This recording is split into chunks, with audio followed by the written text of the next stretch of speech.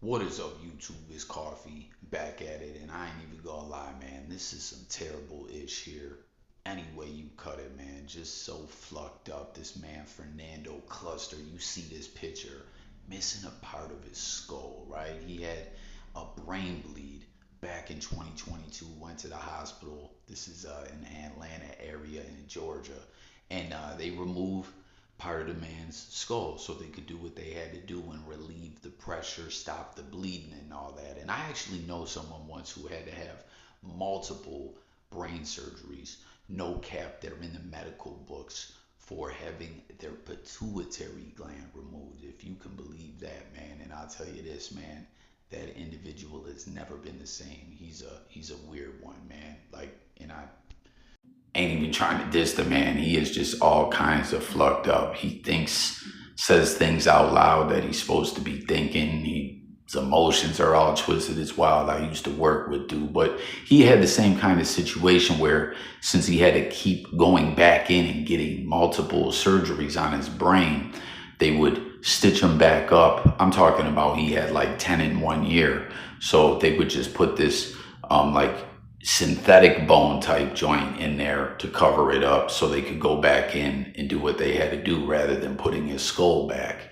And it seems like this is a regular practice if they're feeling like they're going to have to do multiple surgeries. And that's what was going on with this guy. They took it out, put this, temporary piece in there. But then a couple days later, when he goes to get the next surgery and they're going to put his skull back in, they lost the man's skull. Listen to this. They say there's a medical freezer where, they store medical things from people's bodies, I guess. Like flat out, I guess there's a whole sector of freezer all itself for bone flaps, which is what they call the piece of the skull they took out. And this is a quote right here. "We inspected the freezer where bone flaps are stored and could not find a bone flap with Mr. Cluster's patient identification.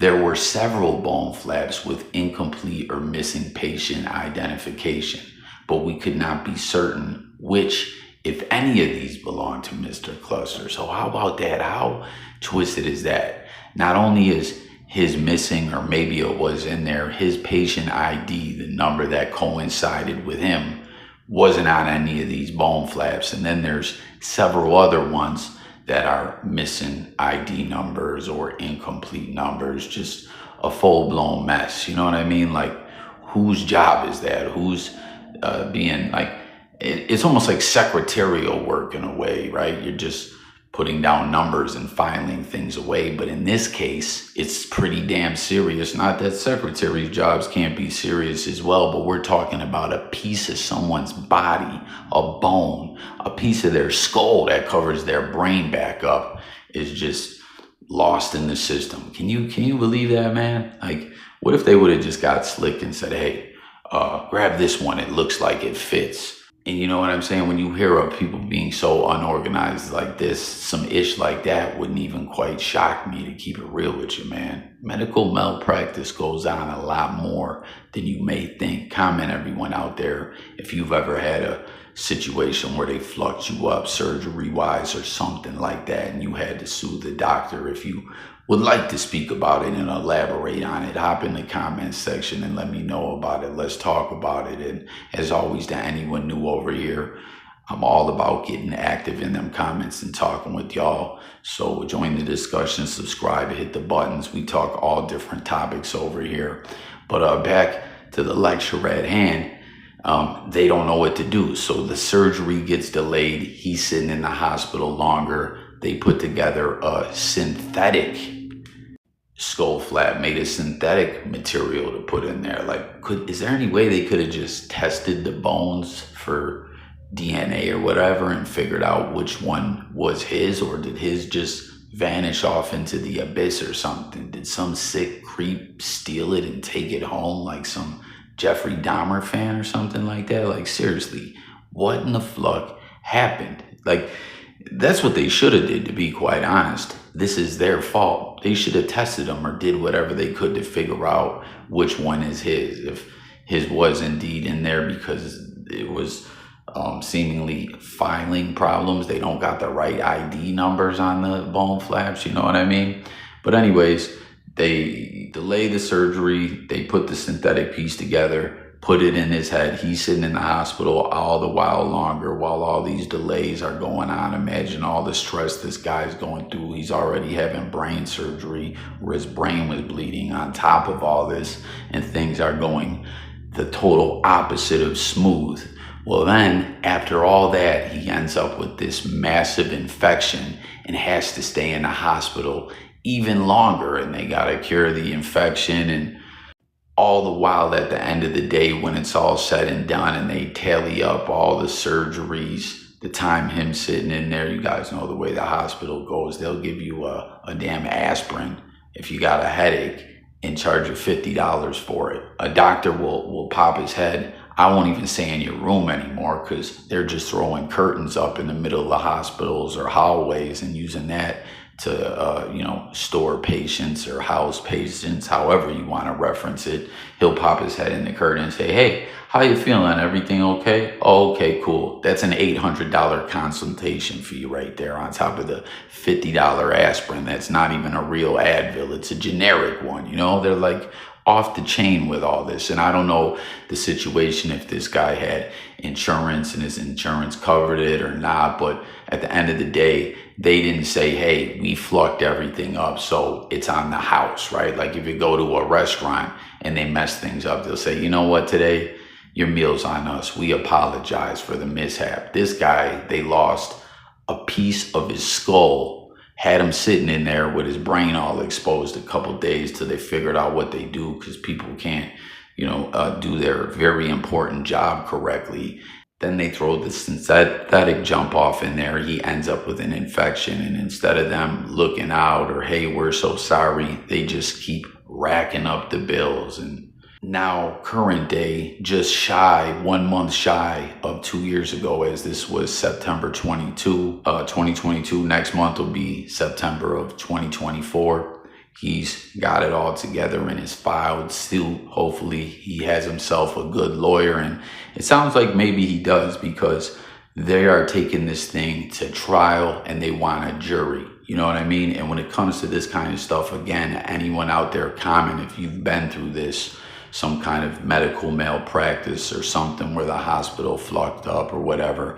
There's all kinds of negotiations and arbitration, and take this settlement, this, that, and the third. And if you take the settlement, you got to sign all these NDAs and you can never talk about it. And you're absolving them of any further irresponsibility. I mean, they can draw the contracts up any which way they feel. But it seems either his decision or his legal representation is saying, "We're not taking any settlements. We're going to trial. We want a jury to decide the fate. No judge trial." And who knows what they'll end up receiving at the end of the day. I'm not sure exactly how much he asked for, but I'm sure it's in the millions, as it should be. They flucked this guy over in a major way, and he got all infected in the brain. And his wife is also a plaintiff on the lawsuit, because she says she's lost the love and companionship of her husband. Like I was talking about with the one dude that I used to work with that had all these brain surgeries. Now, granted,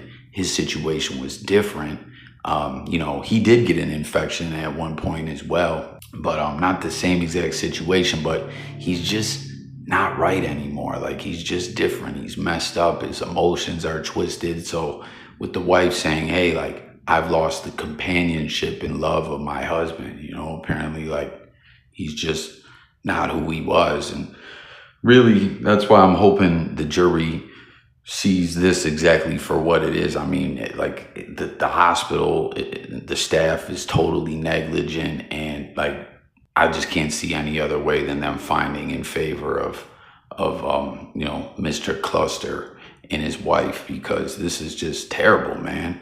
Like, how can the hospital win? There's no way. They fucked up in a major way, and no matter how much money this family gets, you can't replace that. You know what I mean? You can't change the damage that's happen to this man's brain, and the fact that he's got had an infection in his brain and his skull's all twisted and he doesn't look the same and the wife's heartbroken. Like, this is just all bad. And this is a statement released on behalf of Mr. Cluster and his wife. It is shocking that a medical provider like Emory Health would lose part of one of his patients' skulls and then refuse to accept responsibility. We now have to live with the consequences of Emory's negligence, including daily fear about another infection in my head and medical costs. We want to know if this happened again to other patients to see if they have been given an explanation by Emory. Our goal is to make sure this never happens to another patient again. So, I mean, hopefully they win. Hopefully, like they were saying, no one else ever has to go through this. I'm pulling for them. What a tragic, sad story. I'm not sure exactly when the trial is going to kick off, but stay tuned. I'm definitely going to try to update you guys on this story. It's just terrible. Like I said in the beginning, plain and simple. They lost part of his skull. He ended up with an infection and they can't even accept responsibility, man. And they want all their money. Fuck out of here, man. Hopefully they bankrupt these bastards, but they have insurance for this though, like malpractice insurance. I don't know how much it covers, but I hope this guy sees a hefty payday, even though it can never fix the damage that has been done.